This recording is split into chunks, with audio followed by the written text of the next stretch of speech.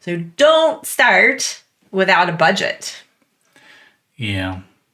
So this is one that people often fail to do. Yeah, totally.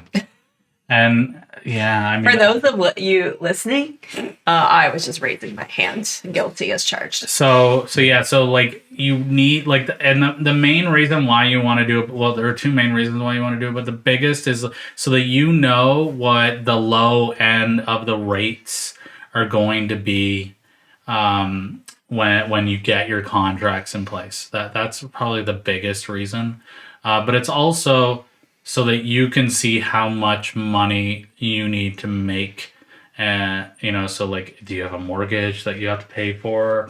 Many people, when they start their practice, they're not making as much as they were as like a regular BCBA working for someone. So, how much money am I going to make with 10 clients, 2 RBT, right? Like how much, or 3 or 4 RBTs, how much money am I going to make with this? How much am I going to be paying out in payroll?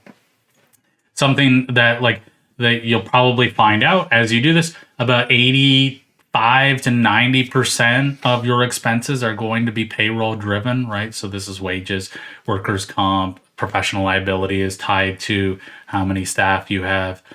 Training is directly tied to how much staff you have. Insurance, all of this stuff is pretty much directly tied to the number of staff. You have practice management is basically linked to the number of staff or clients that you have. So this is all going to be pretty dependent on the number of staff you have, unless you're starting a clinic, and that may be a little different, but it's still going to be the vast majority of your expenses is going to be payroll and staff related expenditures.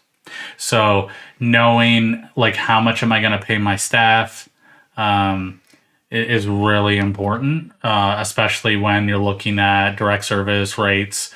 Can you afford to take these rates based on the wages that you're paying out? Well, I mean, and then too, you have to look at like credentialing, right? Because when you're first starting out, you've got that like 3 to 6 month window. And then also anytime you're hiring a new BCBA, you're going to have that like, am I able to hire them and get them working on non-billable stuff, a couple of months while we wait? Or am I going to lose this BCBA because they're going to go down the road where they can start getting billables quicker or whatever, right? Like, or getting paid quicker.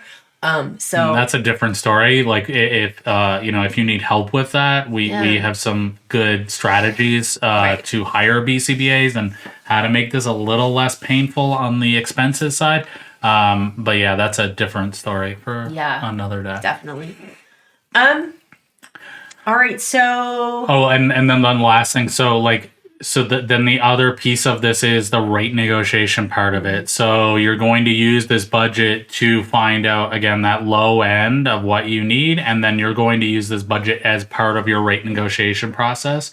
And you really want to project this out a number of years, right? And so looking at cost of living increases, inflation, apparently it's great now, but okay, sure. It seemed pretty terrible to me. So, just like these things, okay, these rates are, I think I can make it right now with these rates. Can you make it with these rates in 5 years?